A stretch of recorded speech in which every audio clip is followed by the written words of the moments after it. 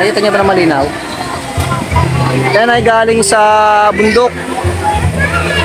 So, pagdating dito, yan, kung nakikita niyo mga paps, yan sinasala yung tubig para walang sumamang mga dahon ng mga puno o halaman. Tapos, pagdaan dyan, okay. Yan, ba? Yan galing yung tubig. Pinifilter dyan yung tubig. May lambat dyan na pinong-pino yung butas. Tsaka papasok ngayon dito. Papunta na.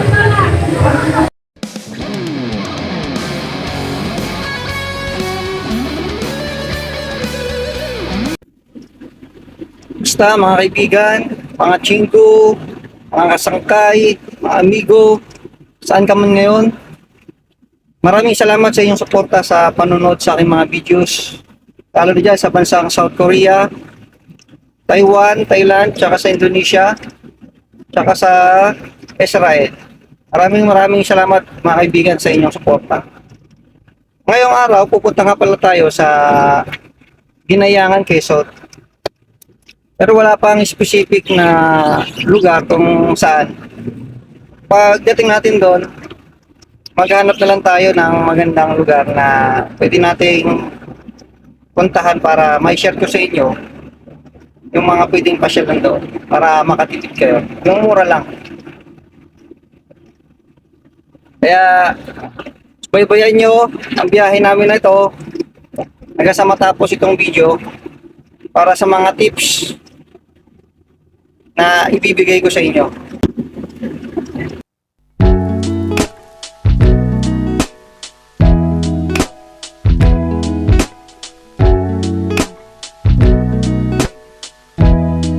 A few moments later. So mga paps, ngayon ay nasa ano na kami? Pagsanhan. Sa cover muna tayo. Kain muna tayo ng bulalo.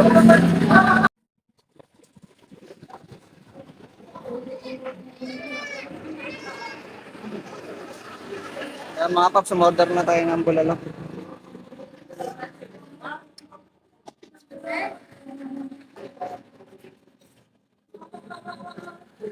Medyo malayo-layo pa yung bebehin natin.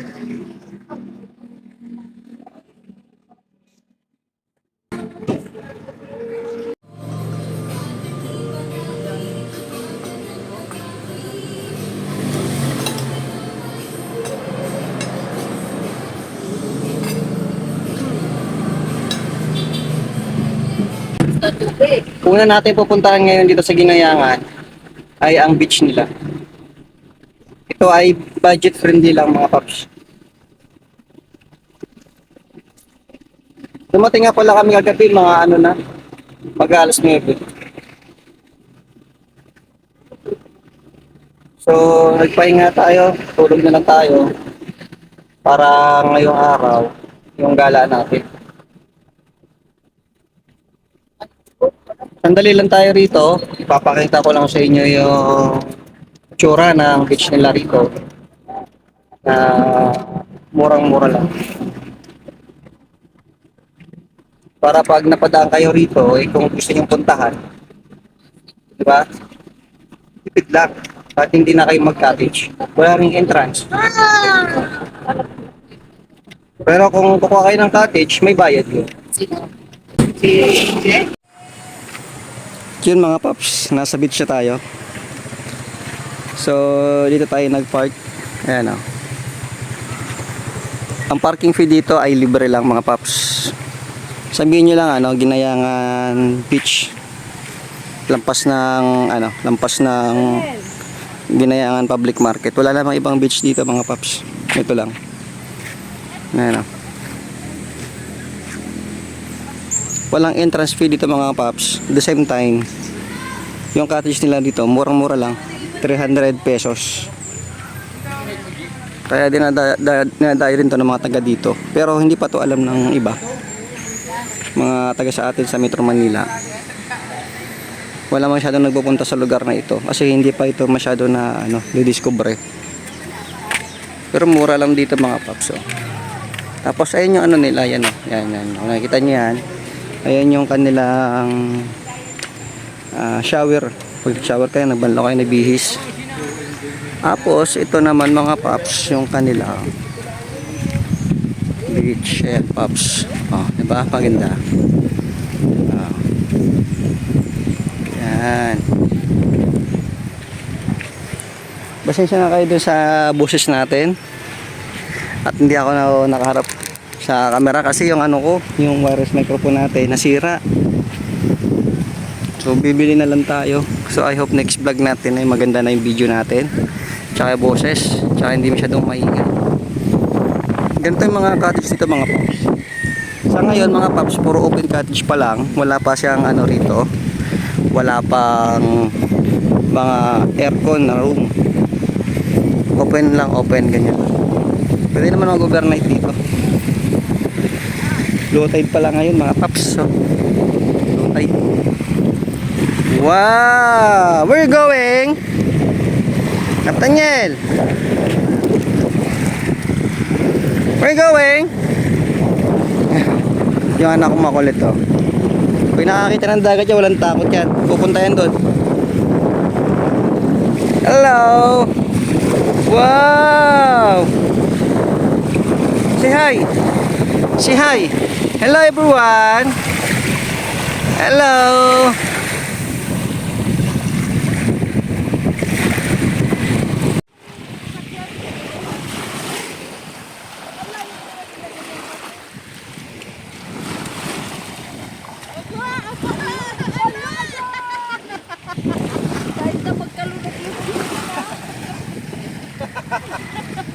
Ano? Gusto mo talagang ko na?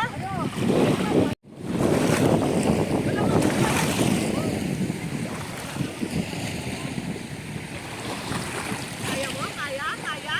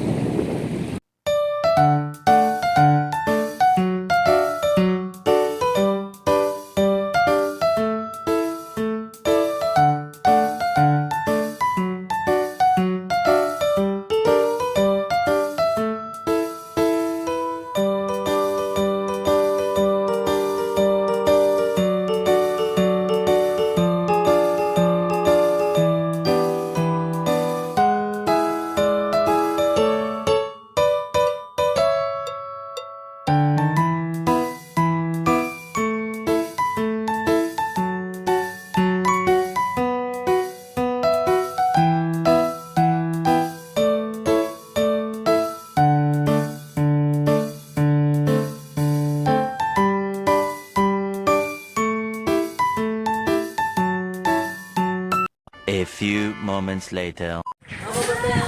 Mga paps, tapos na tayo sa beach. Ngayon papunta naman tayo sa Lacan Resort. So, nagkargan na tayo ng mga baon natin. Para hindi na tayo magluturon.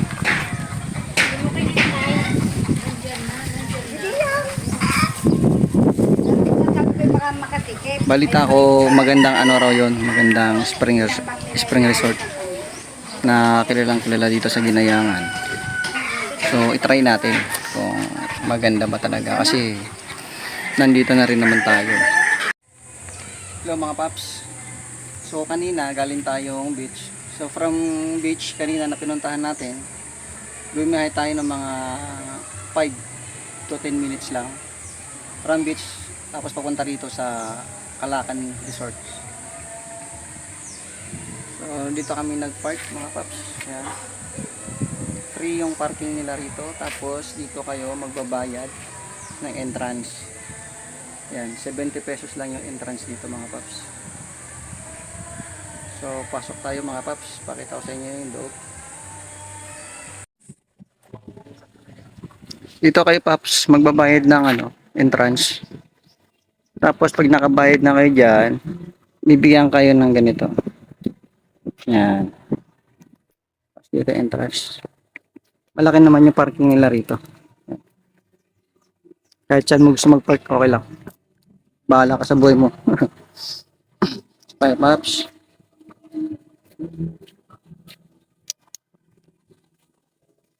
Nakakuha na kami mga Paps ng cottage. So, mga ano, 650. 650 lang yung cottage na nakuha namin. Tapos pag gusto yung cottage ng mga ganyan, yan, ganyan. Ano, 350. Yan Paps, doon kami ano, sa number 7. Medyo maingay. Maingay yung video ko. Ito Paps, yung pool nila rito. Inform ko lang kayo, yung tubig dito pala ay galing sa bundok. Kaya ano yan, running water yan. From doon sa bundok. Tapos bababayan doon. Ito pala yung para sa mga matanda. Bawal dito yung mga bata. Doon sa side na yon, diyan naman yung mga bata. Tapos meron silang ano yun, slide.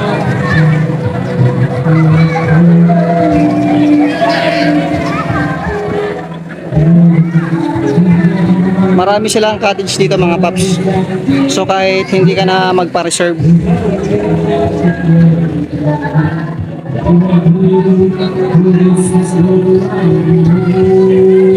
so mamaya try natin kung malamig din ba yung tubig dito katulad sa Laguna. Tsaka sa mga napuntahan natin iba pang mga pools. Kasi balita ko, meron dito malapit na pools mga Paps. Kaso bitin na tayo sa oras, siguro pagbalik na lang natin. Ito mga Paps yung cottage dito. Ay yung anak kong makulit to. Hello!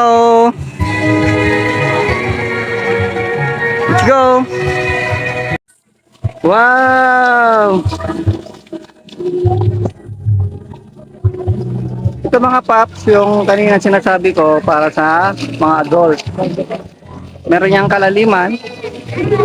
Kaya bantayan niyo mabuti yung mga anak niyo pag pumunta kayo rito kasi baka malunod. Ito naman yung para sa mga bata. So sa banda doon mga Paps, yan, dyan. Doon. Doon nang gagaling yung tubig galing sa taas. Tapos doon lalabas, so dyan. Dyan lalabas. Yung anak kong makulit, nagayaya na. Nagtuturo na, gusto na tumalon. Kaya may naglilinis na inalis sa mga daon.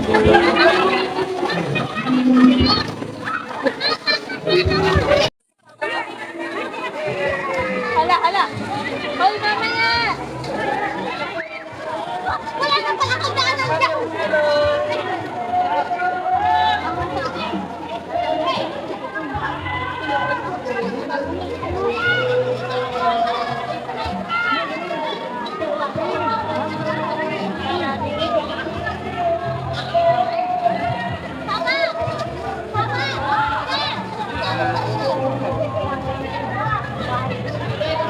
Mga Paps, malamig pala yung tubig dito.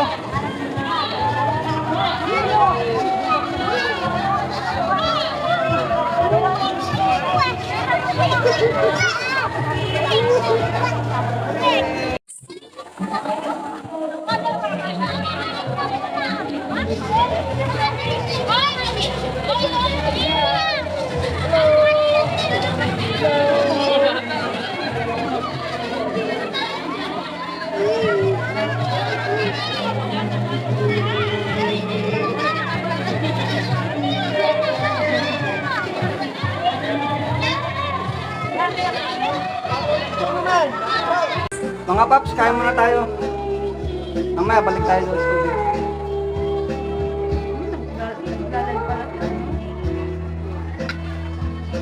Talang ka. Huwag mo pa mahugas yun, may humugas ka.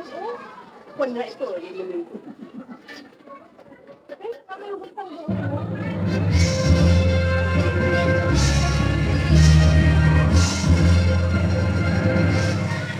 Yan mga paps, oh. Paborito natin, oh. Hipon. Laki, oh.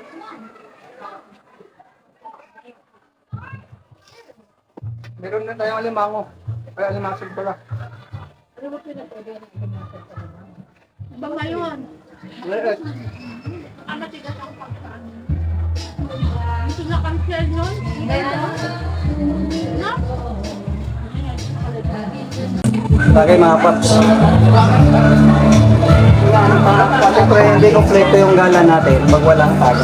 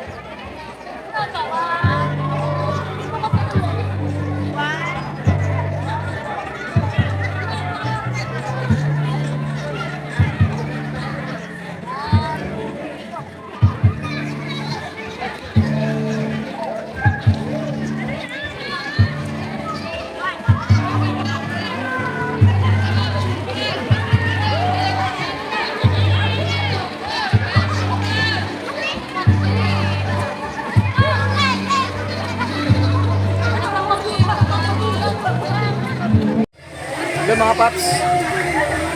Dito nga pala galing yung tubig na ano na pinapaliguan. Ayun mga paps. Yung mga tubig na yan mga paps, galing yan dito. Yan, yan. Yan galing yan. Lapitan natin.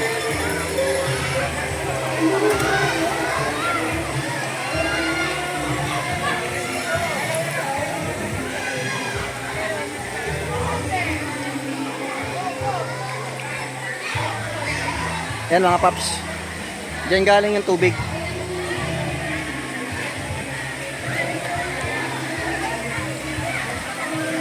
Ayan.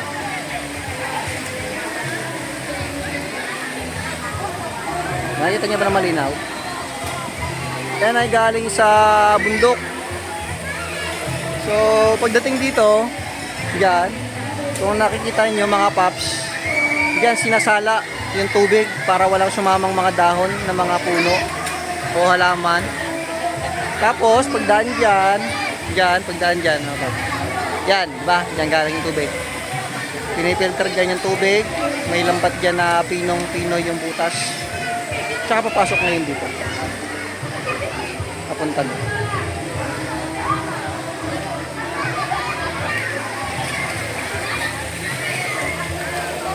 Yan mga paps. Ayan yung tubig ah. Ayan yung ilog. Ang linaw ano.